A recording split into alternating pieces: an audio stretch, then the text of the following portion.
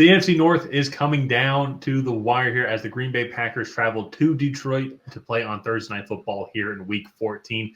My name's Tyler, here with my brother Ryan, and we're going to break down this amazing matchup between the Packers and Lions. But before we get into that, we're trying to get to 6,000 subscribers by the end of the year. So we're 1 month away as we're recording this on the first day of December. So any help is greatly appreciated. So if you haven't already, hit that subscribe button, leave a like and a comment. Let us know who you think will win this game and why.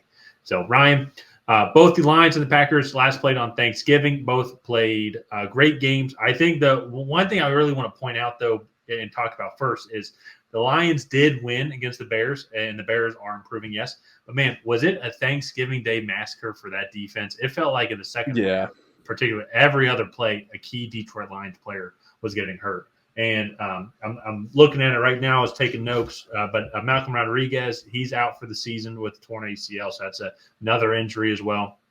Mekhi Wingo, he came back into the game, but he's going to have surgery on his knee, so he'll be out for the season. Josh Pascal and Levi and Wuzarike is the Levi other. Wuzarike. Thank you. I appreciate that. They're both day-to-day, but based off of what Dan Campbell was saying today, it's probably more likely not that both those guys play. So it just adds on to the list of things. And I have A to Z Sports. I have the link up here as well. We can kind of run through some of the other injuries. But this Lions team is, especially on the defensive side of the ball, I mean, it is picture-perfect textbook definition of next man up mentality because they still only held this Bears team to 20 points, and this offense has been improving. It's going to be interesting going up against this Packers team, who they're also getting healthier as well and had a good performance against the Miami team. What do you think is going to be some of the key matchup and X factors coming into this Thursday night football game? Yeah, I mean, for me, the Packers have been a fantastic rushing offense so far. And Jordan Love in this passing offense has been good as well, not to diminish that. But Josh Jacobs has had a career year. This offense has done a really good job of being physical in the trenches and running the football. And with all those injuries up front for Detroit, at some point, like that has to start being depleted. I think Jack Campbell is still there. And healthy, but like Alex Anzalone is out. You mentioned Levi and Wuzarike, Aiden Hutchinson. We all saw that injury. So it's just a really tough spot to be in for Detroit because they have the horses there. They're just all injured and they're really banged up on that side of the ball. So how well can they stop the run in this matchup, I think is going to be really crucial. And then can this offense, to me, pick up where it left off in the first half? They had a pretty poor second half performance against this Bears. And the Bears have a good defense, but this is no slouch here in the Green Bay Packers on the defensive side of the football as well. And so for me, can they pick up where they left off in that first half where they were moving the ball pretty consistently? They had put up 16 points. And I just think it's going to be a really fun NFC North just kind of physical football matchup. Absolutely. Well, and it was this time a year ago, well, plus a week because it was a Thanksgiving game, but this was the game where the Packers really started to pick up and became the Packers that we know now today. That being said, though, they've added on Josh Jacobs as well. They've been battling some injuries, but it looks like Romeo Dobbs, who was in the concussion protocol, he missed last week's game. He's looking like he's coming back. Jair Alexander, he also practiced today, so on the other side of the ball, which is what's going to be huge for this team. But this Lions team, though, also seems significantly different as well than what it was last year. Last year, when they, in that example I brought up, they were in kind of that slump period. And Jameson Williams still hadn't become Jameson Williams yet. He's been utilized much more and has improved a lot. The running game, weirdly enough, almost seems more improved. I think just because Jahmyr Gibbs now has another full year of experience as well for this Lions team. And then on the flip side, as we mentioned, they have Josh Jacobs. Jordan Love's playing a little bit better, has been turnover prone, but still, though, the offense played well against a good Miami defense. So this is what's going to be interesting, I think, going into this matchup is can this Lions defense kind of hang on and can it be that next man up mentality? Because running through this list, like you already mentioned, Alex Anzalone, and these are guys that might come back this year. But Derek Barnes, he's been out.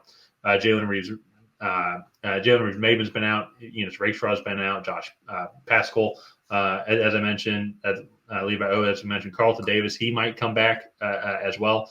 We'll have to kind of wait and see.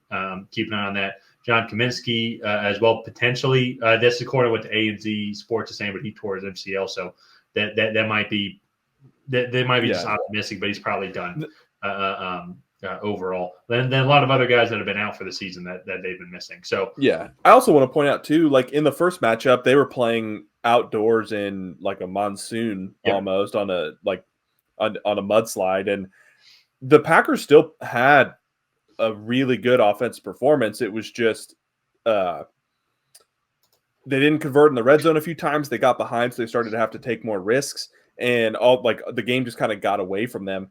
Now, with all the injuries that have occurred since then, is that the difference of them maybe instead of that first drive where they go for it on fourth down and on the 3-yard line or whatever it was, and maybe in this matchup, some of those injuries, maybe that's the difference between them converting that fourth down, going up 7-0 to start this game off versus giving up a ball after a 7-minute 80-yard drive that results in no points.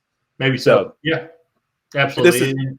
And I think that's going to be the thing. Is the same thing's going to have to happen for the Lions, and the opposite's going to have to happen to the Packers, like you said. Yeah. Lions still have Terry Arnold, still have Jack Campbell, still have Brian Branch, and then Zadarius Smith has been a wonderful trade for this team.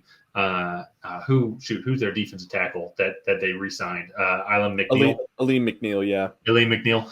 They've been playing well, and that defensive line still has been pumping out sack numbers. And so I think even they had 5 sacks against Chicago this past week. So you mentioned all those injuries, or I mentioned them, but they're still able to produce. And so how's this Packers defense going to do against this Lions defense? How's this Packers offense going to do against this Lions defense? And on the flip side, the same question goes as well. It's going to be in a fully controlled environment. It's going to be at home. Which is going to be an advantage for Detroit, obviously.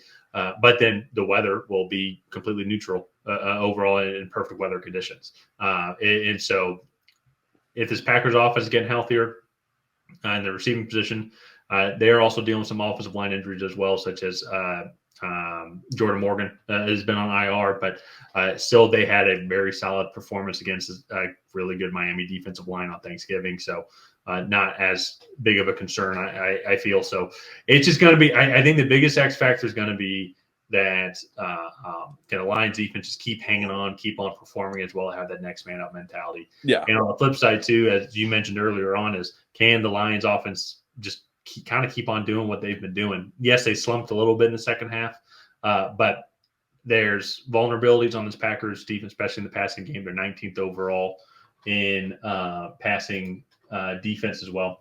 They're 8th in rushing yards. But if I go back and look at this Detroit game,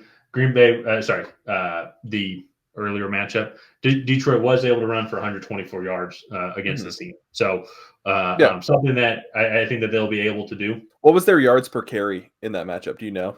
I do not know. I can look that up here. That was my biggest thing. Was I actually felt like the Packers played well in that matchup. Like you go and you look at like the box score, and it's probably actually I think yards wise the Packers had more offensive yards, but it was like a 24-14 game. But the Packers just really struggled to convert in the red zone. They got behind and they couldn't get any points in. I think they missed a field goal at one point inside the 20. Like it was just a rough outing for the Packers that day in the red zone, and that was really the big difference in that matchup. Yeah, so they averaged 3.9 yards per carry. The Lions did. The Packers averaged 6. Yeah. So, and I will say, actually, I say that though, Khalif Raymond had a negative 12-yard run. Jared Goff had three carries for negative 0.7 yards. Those might be kneel downs. Yeah, it might be. But so I will say between Montgomery and Gibbs, Montgomery had 4.3 yards per carry and Gibbs had 5.9. And so, and then on the flip side, to be fair, Jacobs had 7.3 yards per carry, and then Emmanuel Wilson had 7 yards per carry. So it's something to think about.